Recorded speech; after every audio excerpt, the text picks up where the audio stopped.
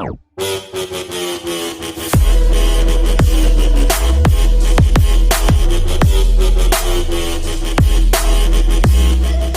is going on, killers? Welcome back to the channel. Guys, if you're new to the channel, I'm Killer Kurt, and this is Street Slayers. And I'm out here in the freezing cold garage, and I'm going to finish up this Budget 2 valve. This is where we left it off. Anyway, got some pieces parts over here, and my coffee. That is my community coffee. That's from Black Knight Mustang. I'm going to leave a link to his channel down in the description. But basically got some timing chain guides. I had to pick up some new bolts, some new timing chain tensioners, and here's some new timing chain. And this is the updated crank pulley. Yep, check. So when not sure exactly when they changed it, but this engine came out of a 98, so this is a two-piece. This is the old crank pulley. Just yeah. Anyway, this is the updated one. It's one piece, same thing. Just, you know, fits over the key, and that's how you droop your timing chains. All right, this is simple enough. Just stick it on there. All right, we're gonna get out one of these brand new timing chains and find the colored links, and we're basically going to put one of the colored links there and one of the colored links there, and voila, congratulations, you've hung a timing chain. All right, I'm gonna go get the other pieces parts now. All right, this is the timing chain guide. Depending on what year yours is, you might have to end up getting a longer bolt, but see that hole right there where that goes to the oil pump, and that hole right there, you're going to put it on just like that. And I need two hands, so I'll show you what it looks like as soon as I'm done. And that's what it looks like whenever it's installed. And two little 8mm bolts.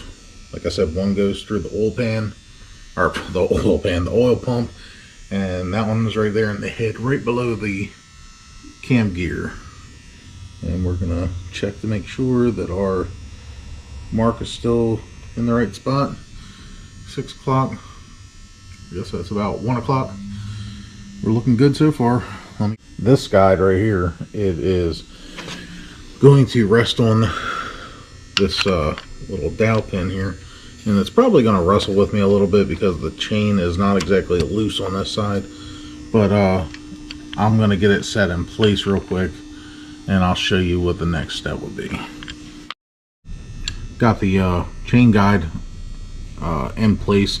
Now you're going to have to get the tensioner in here, and these are marked L and R, so I'm grabbing this is, you know, even though I'm looking at it, it's on the right hand side, this is the left hand side of the engine. You might have to mess with the timing chain very, very, very sparingly. Don't, you know, go cranking on it or anything like that, just to get some slack on this side here. And this side is going to be the worst side to get this tensioner in. But once I get it in, I'll get back with you. That way, you know, you don't have to hear me cussing and yelling at it. Got that little rascal in there. It's all tightened up. See, I kind of noticed that you might not be able to see them blue links, so I hit them with the marks at all. Same thing at the bottom, just to make sure, just to verify that it's still where it's supposed to be. So we're gonna pull the grenade pin, and there you go. I'm gonna keep that for future problem. Jeez Louise, yeah, it's pretty tight. Ain't going nowhere. Now we're just gonna do the same thing on the other side, but the tensioner won't be as rough, because if you notice, this one is inset, and on the top, this one is on the bottom, and it is kind of facing outward. So Alright, got that timing chain on. Actually, guys, I got a little ahead of myself. I got a little distracted and I just kept on working. But it's not much. It's actually easier than this side. This timing chain guide, it rides on that pin, and you got 2 bolts, one right there, the little 8mm bolts, and then basically same thing here with the tensioner side. That goes in that pin, and then it goes up and rides on that tensioner. And I haven't pulled the grenade pin yet. I just wanted to check my timing marks again.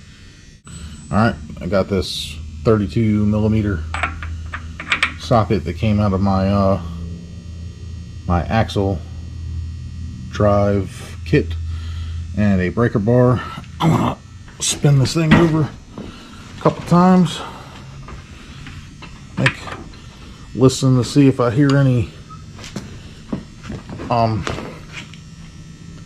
valves hitting or anything like that. It's not hard to spin over, it's just hard for me to hold the engine stand from trying to roll away at the same time. Oh yeah, everything's good. Well, that is the timing procedures for a 2 valve. Dot to dot. I don't